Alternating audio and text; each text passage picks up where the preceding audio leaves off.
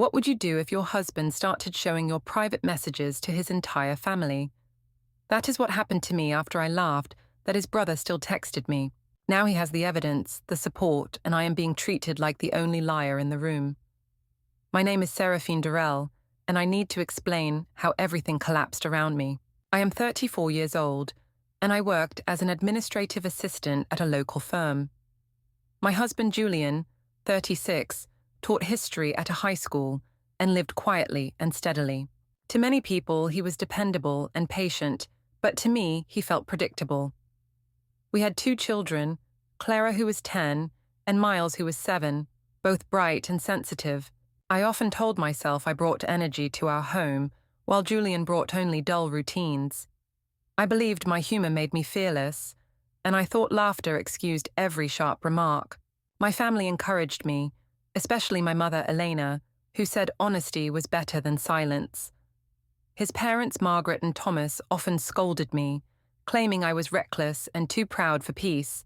My sister Ria watched me carefully, sometimes defending me, sometimes looking uneasy about my choices and words. The truth is that I enjoyed the attention I received, even when it came from wrong places. Julian's older brother, Adrian, still sent me messages sometimes, small comments and casual remarks that I kept. I laughed about them in front of others, pretending it was a harmless joke between relatives. For me, those messages meant I still had power, proof that men noticed me beyond Julian. I convinced myself that Julian should be grateful, because I stayed, even while others wanted my attention. What began as playful stories and jokes soon became weapons that embarrassed him in public settings. At the time, I thought I was proving strength, but in reality, I was breaking trust completely. It began inside our family home, where I was preparing outfits for dinner with friends. Julian moved quietly through the hallway, checking on Clara's homework and Miles's scattered toys without complaint. I had chosen a bright dress because I wanted every eye on me that night. My sister Ria texted and told me gently to behave, but I ignored her entirely. My mother Elena called and praised my bold spirit, saying men always need strong reminders about value. With that in my ears, I walked out proudly beside Julian, who remained calm and serious. At the restaurant, I told story after story about how people noticed me, enjoying their laughter. I leaned forward and joked that Adrian still sent me messages, and half the table froze immediately. Julian stared at his glass, and I saw his shoulders stiffen, while everyone exchanged nervous glances. Instead of backing down, I laughed harder and told everyone he was just insecure again. I claimed he could not handle honesty, and that was his weakness, not my fault at all. Some friends smiled awkwardly, others looked away, but I believed I had won control of attention. Callum, another friend of Julian's, coughed uncomfortably and changed the subject, but I pulled it back quickly.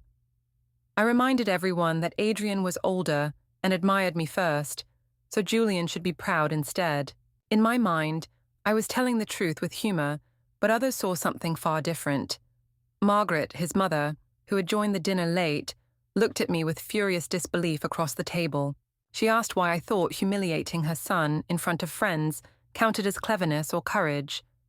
I responded tearfully that Julian neglected me, and my honesty was the only way to stay alive. She called me reckless and said children needed dignity, not shame, but Elena praised me over the phone later. My father-in-law Thomas remained silent, nodding only when Margaret's words cut through the tense dining room completely. I interpreted his silence as surrender, the same way I always dismissed Julian's quiet nature. Clara sat at the end of the table watching everything carefully, her wide eyes following her father's face. She saw how his expression changed from blank patience to something harder, colder, almost unfamiliar entirely. When the check came, Julian did not wait for me or anyone. He simply stood and left. I expected him to look back, maybe smile or shake his head, but he walked steadily outside.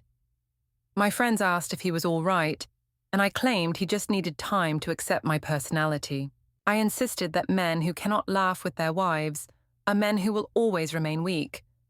People nodded politely, but I saw doubt in their faces, and I hated that doubt instantly. Callum avoided my eyes. Margaret whispered to Thomas, and Ria looked away with embarrassment I could not ignore. Even Clara asked why her father was angry, and I told her he was only tired tonight. I wrapped myself in my confidence, telling Elena later that I had shown strength in front of everyone.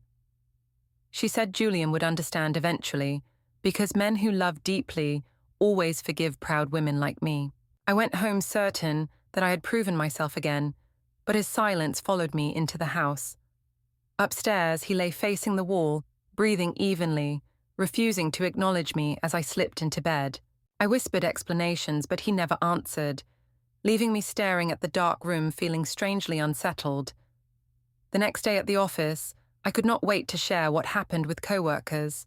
I told them Julian was so jealous of his own brother that he left dinner completely. They laughed uneasily. One woman said I was daring, but another warned me to stop pushing harder. I dismissed the warning and insisted that Julian should be thankful I even stayed with him faithfully. I said most women would run to Adrian or others if they were in my position. Their nervous laughter gave me the thrill I wanted, proof that I controlled the story completely. At lunch, I repeated the story louder, adding details about how insecure Julian had looked that evening. My colleagues shook their heads. One man muttered that men hated being mocked, but I ignored him. I framed myself as the victim of Julian's weakness, pretending his silence was proof of my superiority. That evening, Margaret called, her voice sharp, accusing me of shamelessly humiliating Julian again in front of others. She said Clara and Miles deserved better, that children needed parents who respected each other completely.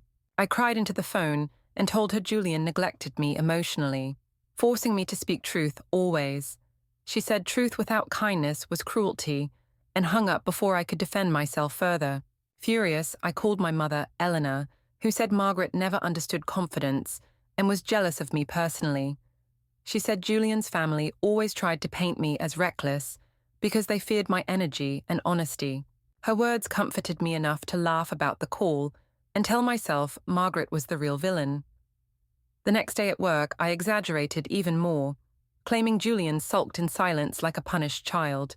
I said women like me carried marriages, while men like Julian simply hid behind quiet walls. My co-workers smiled politely, but one asked whether I wanted to keep my husband or humiliate him forever. I laughed and said he could never leave because he loved his children too much to walk away.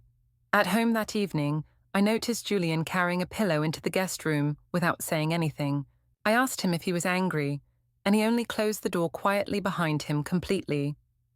Clara asked why her father was not sleeping with me anymore, and I told her adults needed space sometimes. Miles hummed at the table, unaware, while Clara's eyes stayed fixed on me with doubt and confusion. I poured juice and forced a smile, telling myself children must see confidence, not fear, from their mother. Later, I called Elena again, and she told me silence meant Julian was weak and unable to fight. I believed her, and convinced myself his retreat to the guest room proved I still held all the power. I bragged to Rhea about this, but she looked uncomfortable and asked if I thought about consequences seriously. I told her Julian could never leave because men with children are tied forever, no matter what happens. She shook her head and said silence sometimes meant storms were coming, but I laughed and dismissed her. I went to bed that night telling myself I had survived another day of proving my strength. Behind the closed door of the guest room, Julian's silence grew louder than any words I could ignore. One Friday, I told Julian I had to stay late at the office for reports again. In truth, I met Adrian at a bar where music and chatter made me feel untouchable instantly. He greeted me with a casual smile that felt too relaxed for the weight I carried. I leaned forward eagerly, telling him Julian was growing more controlling and insecure every single day. Adrian laughed lightly, but his eyes stayed distant, as if he wanted no part of seriousness. I drank too fast and spoke too loudly, insisting that I deserved admiration and not quiet judgment. Adrian flirted a little, but mostly kept the conversation light, refusing to match my growing intensity. I ignored his coolness and convinced myself his attention meant something, even if he barely cared. When Julian texted asking about my schedule, I replied with lies about late files piling up endlessly. He called and asked why I sounded distracted, and I snapped that he was controlling me unfairly. Hanging up quickly, I returned to Adrian, claiming Julian was boring, while Adrian represented charm and freedom. Adrian shrugged and ordered another drink, making it clear he did not see me as serious. I pushed harder, laughing about how many men wanted me, including him once, which should flatter Julian. My pride swelled as if I had proven something, even while Adrian looked at the door impatiently. Back at home later, Julian asked how late I stayed, and I muttered something vague about deadlines. He said nothing, only nodded, but I sensed his silence had grown sharper, more deliberate than before. That weekend, Ria visited and asked if I was seeing someone, her voice filled with cautious worry. I denied everything and told her she sounded like Margaret, judgmental and bitter, trying to cage my honesty. She sighed and said truth always comes out, whether people like it or not, and I felt irritated. Clara asked me at dinner why her father looked sad, and I told her he was tired. Yet I saw her watching him with concern, her small eyes learning more from his silence than my words. That night, I found Julian at the table with his laptop open and papers neatly stacked. When I tried to peek over his shoulder, he closed the screen and slid the papers into folders. Receipts, phone records, and dates lay hidden, and I realized he was quietly building something against me. My stomach turned, but I told myself he would never dare. Not with children and family watching.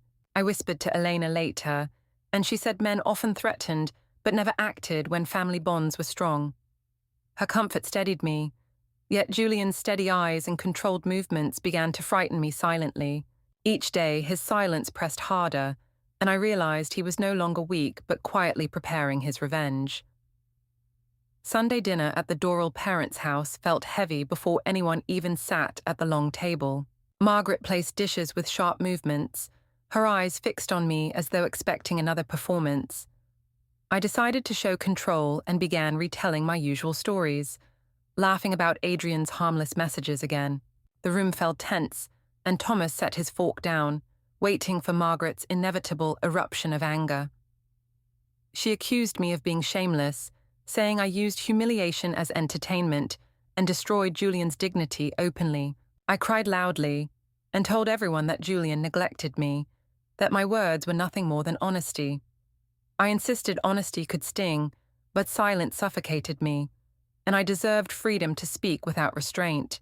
Julian sat quietly, chewing his food, never defending me, never denying Margaret's furious accusations directly. His silence felt like judgment sharper than shouting, and it made me more desperate to prove myself. Ria stayed quiet, avoiding my eyes, which hurt me more than Margaret's angry voice across the table. Thomas shook his head and said respect had already left this marriage, his voice low but steady. I screamed that none of them understood me, that they wanted me silenced because I was brave. I reminded them that Adrian had admired me first, that Julian should feel proud instead of insecure constantly. Clara looked down at her plate, and Miles tapped his spoon nervously, confused by adult rage. Margaret said Clara already looked ashamed of me, and those words burned hotter than any insult before. I slammed my fork down and told everyone I would not be bullied by bitter relatives tonight. Elena had told me earlier to keep speaking boldly, so I clung to her advice like armor. I stormed out of the dining room, grabbing my bag and declaring myself the victim of injustice. My tears felt real, though inside I was also burning with anger that no one applauded me. Outside, I waited for Julian to follow, to calm me, to explain like he usually did afterward. Instead, he remained inside, still and silent, never reaching for me, never calling my name even once. Later, I drove home alone, rehearsing speeches in my head about how misunderstood I had been. I planned to call Elena again, to remind myself that courage meant never apologizing for being different.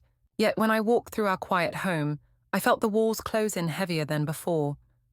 That night, Julian never came back, leaving his side of the bed perfectly empty and untouched completely. The following week began like any other, until a sudden knock at the door startled me. I opened it expecting a delivery, but instead a process server handed me heavy papers without emotion. My hands shook as I read the words. Julian had filed for divorce and custody formally. I told myself it was just his ego, an overreaction, a bluff he would never sustain. I called Eleanor in tears, telling her Julian was destroying the family just to protect his fragile pride. She said he was cold and ungrateful, that men often punish strong women who refuse to shrink. Her words comforted me for a moment, but the papers still felt like weights on my chest. Later, Ria came by, looked at the documents, and admitted Julian had a point after everything I had done. Her hesitation cut deeper than Margaret's fury, because Ria usually defended me, even when others turned away. Margaret called soon after, triumphant, saying Julian had finally found his strength and would no longer tolerate my cruelty. Thomas added that Julian deserved peace and dignity, and they would support his legal choices completely. I shouted that they only wanted to erase me, but inside, I felt my confidence beginning to crumble. That evening, Julian arrived to pick up Clara and Miles, and they ran to him eagerly. Clara hugged him so tightly it made my throat ache, while Miles clung to his father's arm. I tried to tell Julian he was overreacting, that courts would never take his side against a mother. He handed me another folder quietly and said nothing, letting silence speak louder than any words again. Inside were screenshots of my messages with Adrian, flirty notes and playful exchanges I thought harmless before. The timestamps, the dates, the little emojis all lined up neatly, evidence impossible to twist into jokes. My face burned, but I claimed it was nothing, that Adrian never mattered, that it was harmless conversation. Julian did not argue. He simply packed bags for the children and walked them calmly to his car. Clara looked back at me with confusion, her small eyes already full of loyalty to her father. Miles waved without care, but I knew one day he would understand and judge me just as harshly. I called a co-worker for sympathy, but she reminded me she had warned that jokes could destroy marriages. Another said screenshots spoke louder than excuses, and I felt the room spin as I realized truth. Elena insisted again that Julian's silence was manipulation, but even she sounded weaker now, as if doubting herself. Ria stopped answering calls, and Alistair only said Julian deserved to be free of humiliation forever. I stood alone in the doorway that night, papers heavy on the table, screenshots burning holes in my defenses. The children were gone with him, and for the first time, I wondered if I had truly lost everything. The courthouse felt colder than I expected, and my hands trembled as I sat behind my lawyer. Julian looked calm in his suit, his shoulders straight, his eyes fixed forward without ever meeting mine. The judge reviewed the stack of documents, receipts, screenshots, and phone records Julian had collected patiently for months. My lawyer whispered that his case was stronger than expected, that silence had worked in his favor completely. I wanted to argue that everything was just jokes, exaggerations, and playful remarks never meant as betrayal. Instead, I listened as Julian's lawyer described my behavior as humiliating, destabilizing, and damaging to the children. They presented screenshots of my conversations with Adrian, every word I thought private now shining under courtroom lights. The judge asked if I denied the words, but I could not speak, my throat closed in shame. Julian never raised his voice, never gloated, simply sat still while his evidence spoke loudly enough. My mother Elena sat beside me, whispering that judges always favored men, but her words felt hollow. My sister Ria sat in the back, pale and silent, avoiding my eyes as if ashamed of me. Margaret and Thomas looked relieved, their son finally lifting his head after months of quiet humiliation. The ruling came swiftly. The judge granted Julian temporary custody of Clara and Miles, along with financial control. I tried to protest, insisting that children needed their mother's love more than routines or paperwork ever could. The judge replied that children needed stability and respect, and my actions had undermined both beyond repair. My chest burned, and I told myself Julian was ruining us for ego, but everyone else looked convinced.